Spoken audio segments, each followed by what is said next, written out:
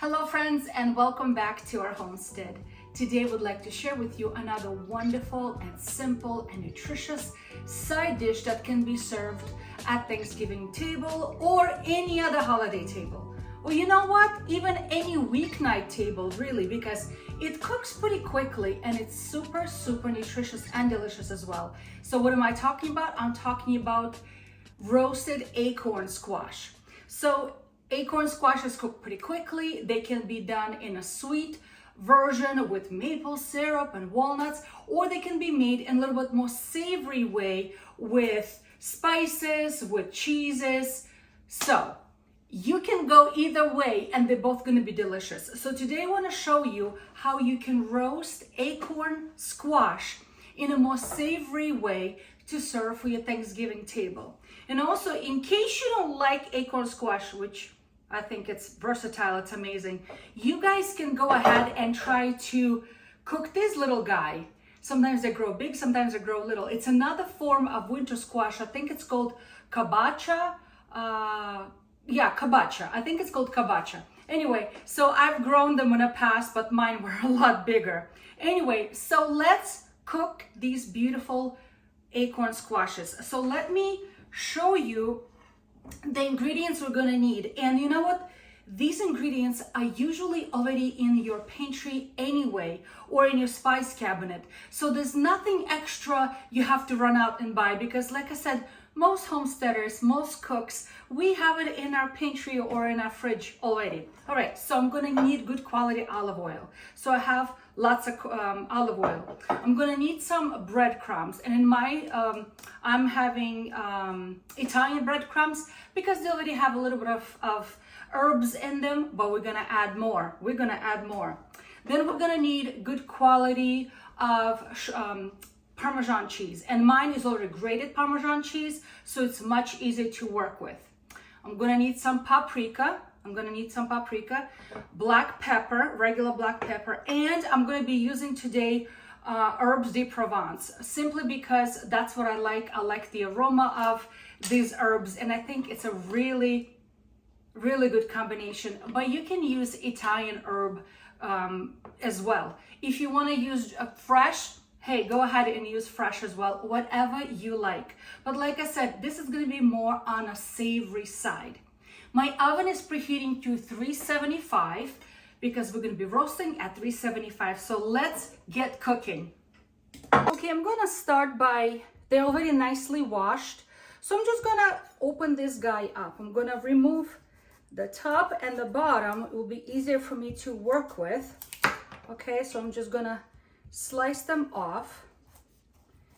And, all right, I don't need these guys. And now I'm gonna just cut in half. I'm gonna cut this in half. And you know, some people talk about like, oh, you need to warm up the winter squash by putting it in the microwave. I don't do any of that stuff. You know why? Because my squash is nice and ripe and fresh, and it cuts very easily. So what I'm gonna be doing is I'm gonna be scraping off all of these seeds out of here. Okay, and they're gonna go in my chicken bin for my chickens to enjoy. They're gonna love it. So I'm just gonna scrape it off. We don't need it.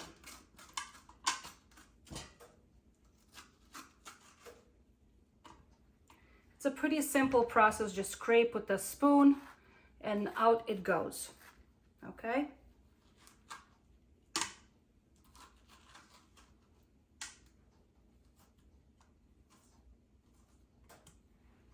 Okay, so the next thing I'm gonna do is I'm gonna put them upside down because it's easy to cut them on upside down, and I'm gonna cut them about 1/2 inch slices, just like this, 1/2 inch slices. Can you guys see that?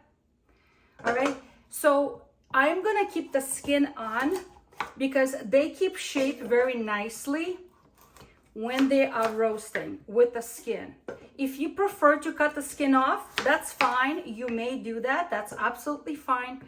But I'm gonna keep the skin on because I think they're gonna look very festive on my table. And then when you're eating them, It's very easy to see how pretty they are.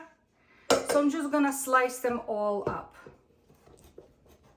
Okay, so this squash also can be sliced in any way you want to. Okay, so I'm gonna just slice them in a little wedges, just like this. I'm keeping these wedges about 3/4 of an inch, half an inch, something like this. Very similar to acorn squash. Ooh, don't cut your fingers, mama. All right, last one. All right, so everything is gonna go in a bowl, and now the fun begins. Okay, so to this I'm gonna sprinkle generous amount of olive oil because I want all of these pieces to be covered up. Okay, they should be all covered with olive oil on each side. Okay, so I'm just gonna bring them, those who are on the bottom, I'm gonna bring them up and sprinkle a little bit of olive oil on top. Now to this, I'm not really gonna use that much salt because instead I'm gonna use black pepper.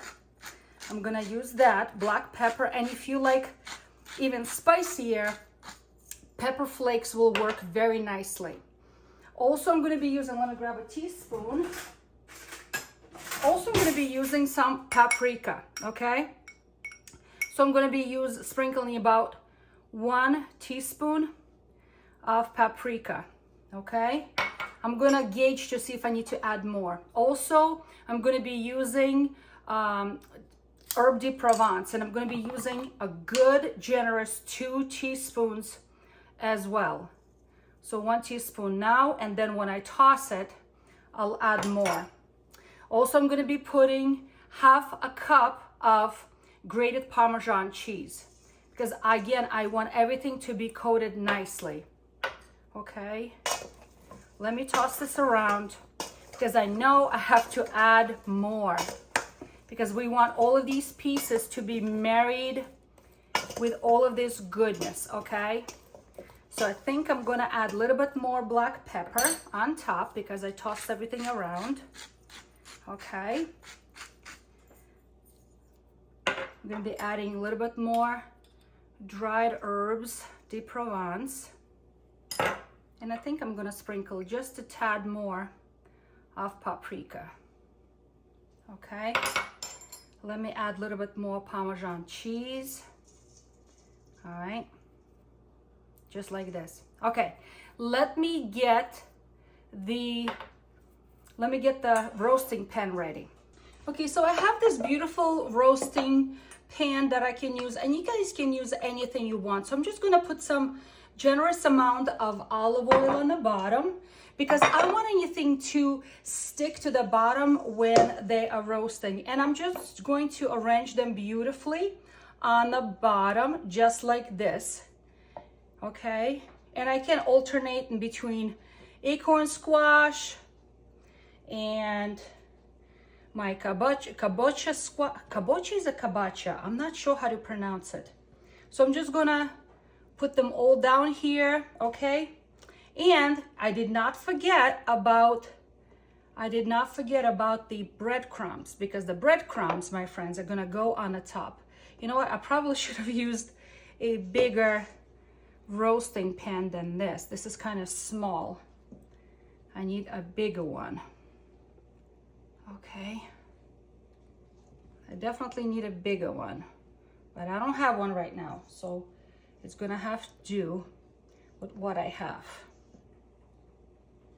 Okay. Isn't this pretty? This is very, very pretty. Okay, I think that's it. I'm not gonna put any more. Okay, so to this, I'm going to take a little bit more Parmesan cheese and just kind of sprinkle on top, make sure that all of these pieces have a good amount of Parmesan cheese. And remember my breadcrumbs? I'm gonna be sprinkling breadcrumbs. The whole thing probably needs only 1/4 cup, that's it. This is just gonna add a nice little crust, okay? That's it, my friends. Okay, A little bit more of olive oil, just a sprinkle, it doesn't have to be soaked. And this is going in the oven. And let the roasting begin. Beautiful. They are nice and soft to the fork. Perfect, perfect, perfect. So I'm just gonna throw in, oh, by the way, they've been cooking for about 40 minutes. So I'm just gonna throw a foil over just to keep them kind of like keep going before I serve it to the family. They need to rest just for a little bit. Before serving, I would sprinkle a little bit more of Parmesan cheese on top, just like this. It adds a beautiful, a little pop of white color over this greenery. And then if you want to, you can sprinkle a little bit of coarse salt on top as well, because that's also gonna add a little bite, because the squash has a sweetness to it. All right, just like this. Look how pretty. Look how beautiful. It will go so perfect on your Thanksgiving table. Okay, let's give it a taste. So I'm just gonna cut a little piece off.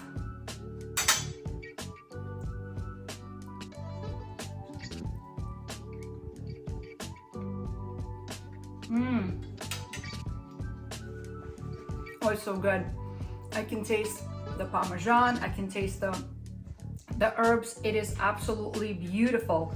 So very often we're served these squashes in a soft, sweet versions, but this is definitely a savory one. Look how pretty, and I absolutely love it, and it's delicious.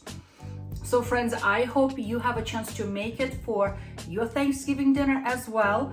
You can add more, you can add less. That's the beauty of cooking. There is no exact formula. So be encouraged and try something new.